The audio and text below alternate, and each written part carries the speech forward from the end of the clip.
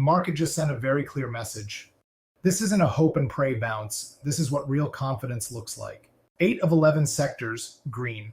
Tech leading, AI and chips turning last week's fatigue narrative completely on its head. And on top of that, the Senate finally moves forward on a deal to end the longest government shutdown in history, and the market explodes higher. So today, we're going to unpack why this move matters, what's real, what's hype, and how I'm planning to trade it. Before we dive in, if you want someone walking you through these kinds of macro shifts and setups every week, hit that like button, subscribe to Gen W, and turn on notifications. Most people click away before the end, so I'm asking early. If this helps your trading and your mindset, support the channel so we can keep building together. All right, let's break this down. SPY opened yesterday on a strong gap up around 677, dipped to partially fill the gap near 675, and then spent the rest of the day grinding higher to close above 680.50. That pullback into 675 wasn't random. It lined up almost perfectly with short-term support in the 5-day and 20-day moving averages, which gave buyers a clear spot to step in.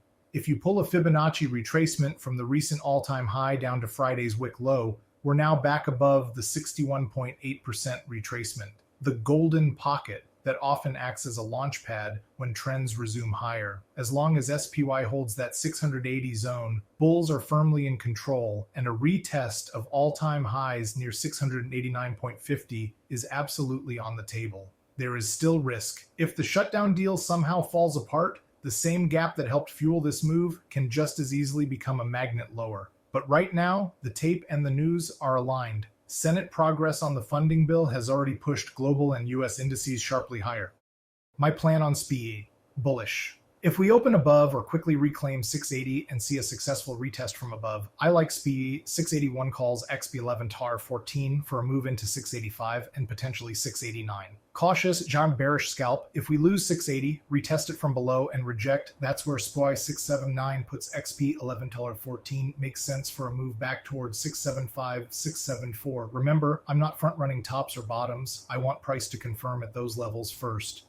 QQQ was the engine yesterday, up more than 2%, driven by a sharp rebound in AI and semiconductor names. That lines up with what we're seeing in the broader news flow. Tech and AI stocks are leading this relief rally as shutdown fears ease and capital continues to pour into data centers and AI infrastructure. Technically, QQQ gapped up over 618, briefly dipped back toward that level, tagged the 5 and 20-day moving averages from above, and then pushed higher. We did close in an interesting spot, right between 618.60 support and that 627 zone where last week's inverted hammers printed long upper wicks and sellers stepped in. That tells me two things. Sellers are still lurking overhead near 627. Buyers are stepping in faster and faster on dips toward the short-term moving averages. My plan on QQQ bullish. A break over yesterday's high with follow-through into 627 has me watching QQ 621 calls XP 1114. Next whole dollar above the 620 area, targeting 627 and then the gap towards 630. Neutral scalp zone. If we chop between 618.60 and 627, I'm more cautious. I'll only trade if we get clean rejections or breakouts at those levels. Bearish, a break below 618.60 with a failed retest from underneath puts QQQ 617, puts XP 1114 on the table for a potential gap fill lower. I'm leaning neutral to bullish here, but I want price to pick a side of that 618-627 range. NVDA, AI fatigue? Not yesterday. Last week, the story was AI fatigue. Skepticism about whether all these billions in AI projects would materialize into revenue. At the same time, analysts have been pointing out that AI chips and data center spending are still set to grow dramatically through the rest of the decade. Yesterday, NVDA answered that doubt with a nearly 6% move higher. It gapped up, dipped under the 195 level to test the 5-day moving average, and then marched right through 198.75, closing above that key level. That 198.75 zone also lines up with the 61.8% retracement of the recent pullback. Again, Fibonacci golden pocket territory. AI capex is still projected to surge, with some estimates calling for trillions in data center investment over the next several years. Chip firms have repeatedly led rallies when new AI demand headlines hit, like we saw after huge data center announcements earlier this year. The contradictory evidence: there are concerns that capex is outpacing near-term revenue growth, and that a misstep in AI demand could trigger sharp corrections in names like NVDA. So I respect both sides, but I trade the levels. My plan on NVDA: bullish, over 198.75 with a successful retest. I'm looking at NVDA 199 calls, X 1114 targeting 202.40 next. Neutral chop. If we open under 198.75 and bounce between that and 195.25, I'll sit back and wait for a clean break. Bearish. If we lose 195.25 and reject it from below, NVDA 194 puts XP 1114 makes sense for a move back toward 190.50, and only if weakness really returns, potentially the full gap. Given yesterday's strength in the macro tailwind, I lean bullish, but with tight risk around those levels. SOFI is one of those names that doesn't get the same spotlight as NVDA, but it's telling a strong story. Last week it broke below the 50-day moving average, then on Friday reclaimed it decisively. Yesterday it gapped up, pulled back into the 5 and 20-day moving averages and a key level around 30, and then powered through 30.25 to close higher. Financials staying green is a quiet confirmation that this isn't just a narrow tech squeeze, it's broader risk on confidence. My plan on SOFI: I'm only looking up on this one. Above 30.25, I like SOFI, 31 calls, XP 1114 targeting 31.25, and then the prior high near 32.50. Below 30.25, it's back into a messy range between roughly 28.85 and 30.75. That's where I step aside and keep it strictly long-term DCA, not trading. PLTR ripped yesterday. Classic AI sympathy move. It gapped up, sliced through the 5 and 20-day moving averages, and pushed from under 190 up to around 195, closing near the high of the day. Supporting the move, it fits exactly what we saw in the broader AI group. Firms tied to data, defense, and AI workflows caught a strong bid as shutdown headlines eased and AI demand optimism returned.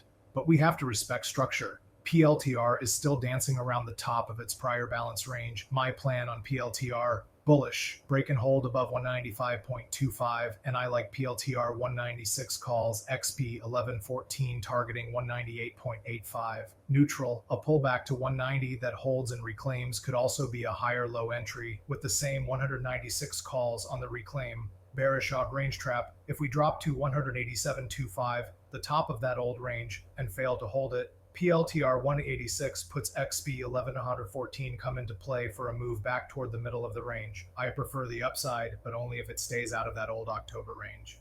TSLA is still stuck in the middle of its big range. Elon's 1T pay package news couldn't break it out, and we're sitting right around the 440 level, which is not where I want to be aggressive. For experienced traders, there are two ideas. Path 1, my favorite. If we break below 440, retest from underneath, and fail, there's plenty of space down toward 419 and the 50-day moving average. That's where TSLA 439 puts XP 1114 get interesting. Path 2, if we break above 451, retest and hold, we can target the top of the range near 466 using TSLA 452 calls, XP 11 or 14. Options are expensive here and moves are fast, so I'm patient and I let the range resolve at the edges, not the middle.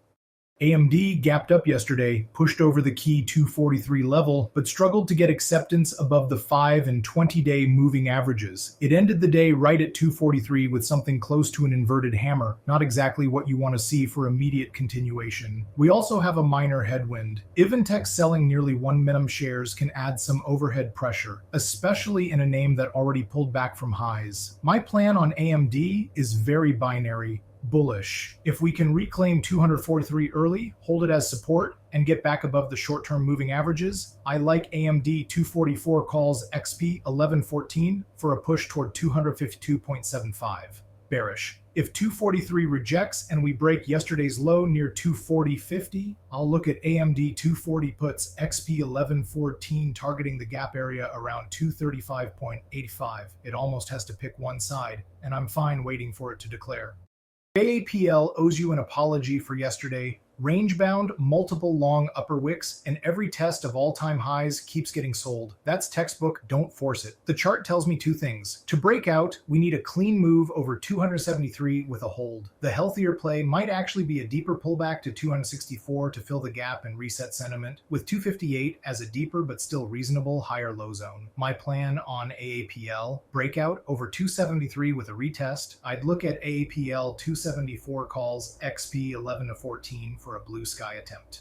Pullback long. If we come into 264, hold and reclaim that level. AAPL 265 calls EXP 11 of 14 become interesting as a buy the dip type play. I'm not chasing it in the middle of the range again. AMZN printed a long wicked indecision doji yesterday. We opened higher, tagged that 250.35 level, then sold off enough to nearly fill the gap before grinding back over the 5-day moving average into the close. Buyers and sellers both had strong opinions, hence the long wicks both ways. My plan on AMZN, bullish. If we can break and hold above 250.35 with the market strong, I like AMZN 251 calls, XP 1114 targeting 256 next. Cautious, if we test 250 again and reject, that could be the start of a daily lower high. I'd then watch for a breakdown through yesterday's low and a move into 244, 242.50 with AMZN 242 puts EXP 1114 as a short-term idea. Today, I'm patient. I want clear confirmation of path 1 or path 2 before committing. Google looked strong. Slight gap up, quick gap fill into the 5-day moving average for support, then a push through 2 key levels to close just shy of all-time highs. With the shutdown resolution boosting confidence and big tech leading the Nasdaq, Google has every reason to be in the conversation for next into blue sky. My plan on Google, over 287 with support. I like Google 288 calls, EXP 1114 targeting Fibonacci extension levels at 293, 299, and 304.55 over time. I'm not really hunting the downside here unless the entire market narrative flips. MU was a rocket yesterday, straight up with almost no pause. That's what happens when the market realizes AI data center demand isn't slowing and memory is a core part of that story. Because it ran so far so fast, I'm not chasing it in the middle of yesterday's range. My plan on MU bullish pullback. If we can get a pullback into the 242 area to fill the gap and hold, I like MU 243 calls EXP 1114 targeting 252 and then the all-time high near 257. If it just rips new highs off the open, I'll only consider it on a clean break and retest of yesterday's high. Otherwise, I let it go. MSFT is still on my radar as a downside idea if the market cools off. We've talked about the potential weekly double top. It's not confirmed until 493 breaks, but the structure is there. Yesterday, we pushed into 506.50 and saw a mild rejection. Today, we're set to open just under the 5-day moving average. Short term, another rejection near that 506-507 region has me watching MSFT 505, puts XP 1114 for a move back toward 499.75. Swing idea. A break below 493 with a failed retest opens the door to a bigger move down toward the 468 area over time. Again, no shorting this aggressively if QQQ is in full risk-on mode. Context first. OKLO still has one of the prettiest head and shoulders patterns on my screen. We broke below the neckline Friday, rallied with the market, then yesterday opened under the 50-day, pushed down through 109 and clawed back, but we're set to open under that key 109-110.75 zone again. My plan on OKLO, I only care about the short. If we push into 109, 110.75 and clearly reject, I like OKLO 109 or 108, puts XP 1114 for a swing toward 84.60, and I'd hold runners for a bigger move toward the 200-day near 65 if the pattern really plays out. Until then, I'm just watching. SBUX is the opposite, calm, clean, and textbook. We've got a double bottom on the daily, and 87 is the neckline. Break that, and you unlock a measured move higher. Over 87 with a retest holding, I like SBUX 88 calls, EXP 11-14 for a swing toward 90 and then 95, being mindful of the 200-day moving average around 91 as an interim level. This is a great example of a pattern you can screenshot, study, and learn from. So here's the big picture. Yesterday wasn't just green candles because reasons, it was progress on ending the shutdown that's been weighing on sentiment and economic data, tech and AI leading, supported by real ongoing capex into chips and data centers, even if some people still doubt how fast it all pays off. But none of that means we just close our eyes and YOLO calls. Good news can flip fast, and gaps can fill quickly if the narrative changes. Your edge isn't predicting the news. Your edge is having a plan for each scenario, levels, options, risk, and discipline.